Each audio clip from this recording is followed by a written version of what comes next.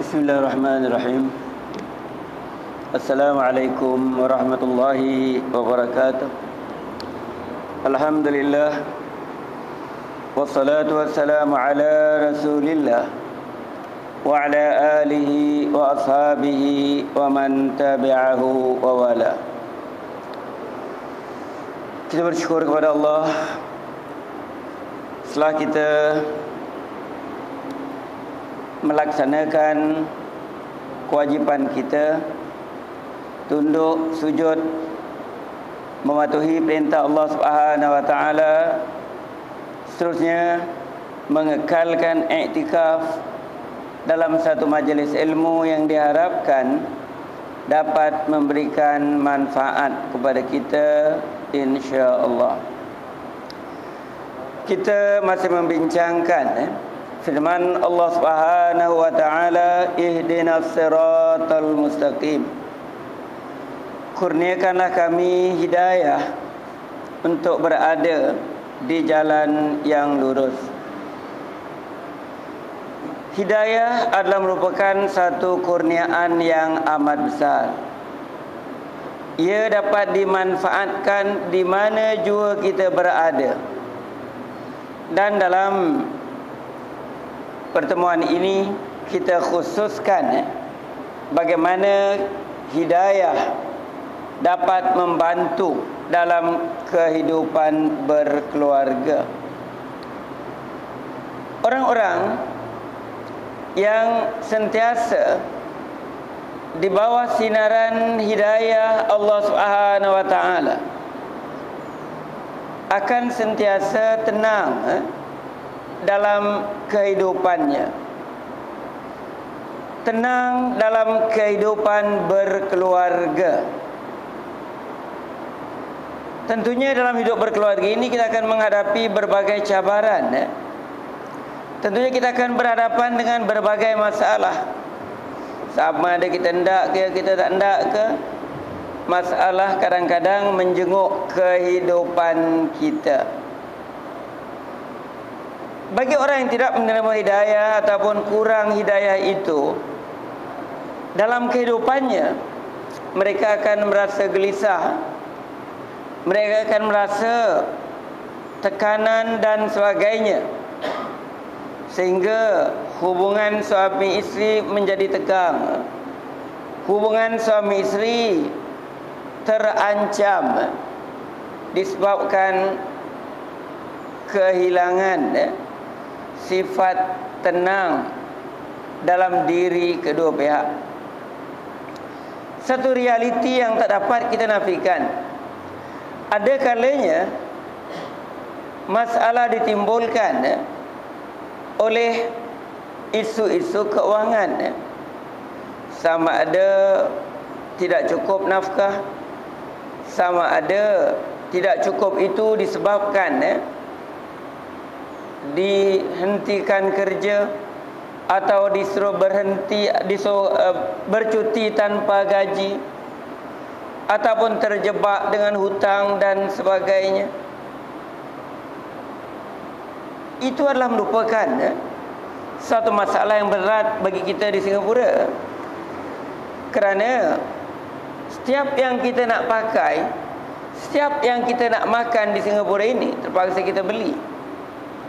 Kalau kita tidak mempunyai uang, kalau ada masalah keuangan, bagaimana agaknya kita boleh meneruskan kehidupan dengan tenang? Dan ada orang yang bermasalah kerana sikap masing-masing. Masing-masing nak menang di dalam perbincangan. Tidak ada yang nak rasanya mengalah dalam hidup kerana takut egonya terjejas. Maka berlakulah ketegangan dalam hidup berkeluarga. Banyak lagi masalah dalam kehidupan ini, sesuatu yang tidak dapat kita elakkan sama sekali. Kalau kita lihat Rasulullah sallallahu alaihi wasallam dalam dalam kehidupan berkeluarganya pun baginda berhadapan dengan masalah. Contoh, berlaku suatu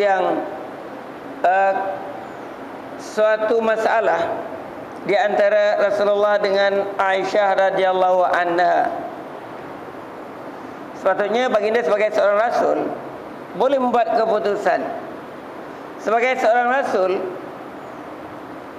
seharusnya baginda tidak perlu mendapatkan pandangan sesiapa dalam mengatasi masalahnya. Tapi apa yang dilakukan Rasulullah sallallahu alaihi wasallam? Baginda mengundang ayah mertuanya untuk mengingatkan Aisyah radhiyallahu anha. Sebagai seorang ayah, tentulah baginda Sayyidina Abu Bakar ini marah kalau anak itu tidak memberikan apa yang diharapkan Rasulullah. Maksudnya expectation tidaklah sesuai dengan apa yang dikehendaki oleh Rasulullah sallallahu alaihi wasallam.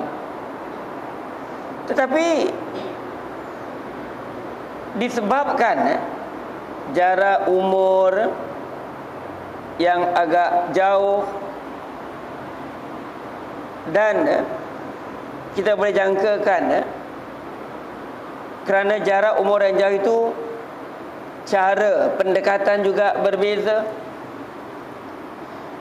Maka Sayyidina Abu Bakar setelah datang terus menampakkan sikap tidak senang terhadap anaknya, sehingga baginda seperti hendak meletakkan tangan.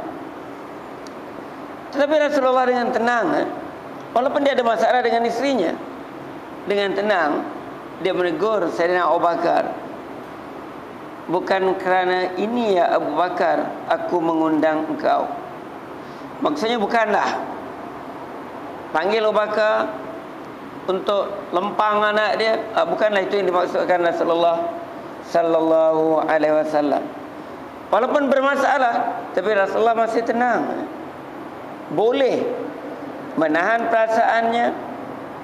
Kalau setengah suami agaknya, bila bapakmu tu datang nak marah anak perempuannya ataupun nak letak tangan terhadap anak perempuannya, mungkin akan mengatakan padan muka. Kau degil padan muka kau.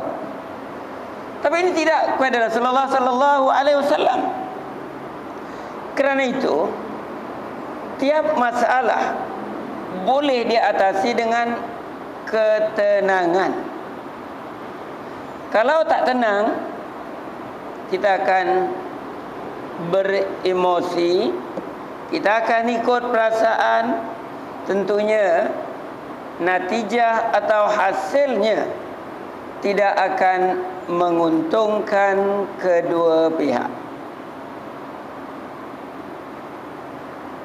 Jadi kehidupan berkeluarga yang ingin mendapat ketenangan, adalah suami dan isteri sentiasa memperolehi, mengekalkan hidayah yang diterima daripada Allah Subhanahu wa taala. Kerana hidayah inilah yang membezakan di antara yang betul dengan yang salah. Hidayah inilah yang membezakan ini ikut emosi ke, ini ikut fikiran ke, ini adalah adakah berdasarkan suatu persepsi ke, atau sebagai satu realiti ke. Hidayah daripada Allah Subhanahu wa taala akan menjadikan seorang itu mampu berbuat demikian. Kalau kita lihat kehidupan kita sendirilah, kalau kita lihat kehidupan kita sendiri, sangat kita dah lamalah melayarkan kehidupan berkeluarga. Ada kalanya bergelora jugalah, ada kalanya. Tapi kalau dalam keadaan bergelora itu tenang, kita tenang, kita dapat menanganinya dengan baik. Tetapi kalau tidak tenang, kita akan panik. Bila panik, berlakulah tuduh menuduh di antara satu sama lain. Kau tak pandai jaga anak lah, itulah kau sangat memanjakan anak, menyebabkan anak naik tucang dan sebagainya. Jadi salah menyalahkan, seolah-olah menampakkan dirinya betul, yang satu lagi salah. Jadi bila dia betul, dia rasa dia menang, yang salah dia kalah. Kalau salah menyalahkan seperti ini, yang kalah tentu satu masa dia akan balas balik. Dan yang menang juga bukanlah dia mestinya menang selama-lamanya. Jadi orang yang salah menyalahkan adalah orang yang hanya mengikut perasaan. Sepatutnya bila berhadapan dengan masalah, cuba duduk, bincang dengan tenang, bukan mencari salah siapa, tetapi apakah huraian, apakah jalan keluar untuk mengatasi masalah yang dia hadapi. Ini hanya boleh berlaku pada orang yang tenang, yang boleh duduk, yang boleh berbincang. Saya melihat katalah dalam satu kes yang baru ni, di pasangan itu menghubungi saya, si isteri menghubungi saya untuk membantu masalahnya. Isteri suspek si suami dekat internet ada mempunyai hubungan dengan orang lain, punya hubungan dengan orang lain. Jadi kerana dia suspek, bila dia masuk ke bilik suami, cepat-cepat suami itu matikan komputer. Dan ini meningkatkan lagi rasa curiga si isteri. Kemudian si isteri tadi menuduh, kerana sebelum tu ada history lah, yang suami ini telah punya hubungan. Jadi si isteri menuduh, suami tak terima. Dia pakai baju terus dia keluar rumah. Si isteri cuba tahan suami supaya jangan keluar rumah, tetapi suami terus keluar juga. Selepas insiden itu, si isteri menghubungi saya kalau boleh minta datang ke rumah dia untuk menyelesaikan masalahnya.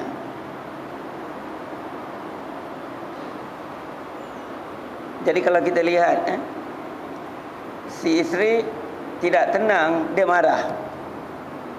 Si suami tidak tenang, dia tak terima teguran itu, dia keluar. Jadi bila melihat keadaan yang tidak tenang ini, dalam keadaan yang seperti itu, adakah boleh masalah itu diselesaikan? Yang saya tahu, kedua hamba Allah ini memang rajin salat. Suami dirikan salat, isteri dirikan salat, rajin. Yang setiap hari bermohon kepada Allah 17 kali. Ihdinas siratal mustaqim. Kurniakanlah kami hidayah ke jalan yang lurus. Membaca suatu hal, memahami hal yang kedua, dan yang ketiga bagaimana dia menghayati kalimat hidayah itu. Bagaimana ihdinas siratal mustaqim itu dapat diserapkan dalam kehidupan. Kalau cuma dekat bibir saja, orang bukan Islam kalau dibaca pun boleh. Burung kakak tua kalau diajar pun boleh. Cuma si burung ni dia tak faham. Orang yang bukan Islam kalau diajar maknanya dia boleh faham. Tetapi dari segi penghayatan, jadi kalau kita tidak mampu, sebagai contoh pasangan tadi, kalau tidak mampu untuk memahami apakah sebenarnya yang diminta itu, apakah hidayah itu difahami oleh kedua pihak. Sebab bila bermohon hidayah kepada Allah, Allah hanya memberikan hidayah, dan hidayah itu pastinya sesuatu yang benar, sesuatu yang lurus, sesuatu yang tidak dipertikaikan. Jadi kalaulah perasaan mengatasi hidayah, kemarahan mengatasi hidayah, sampai bila pun kedamaian, kesejahteraan, hidup berkeluarga tidak akan diperolehi.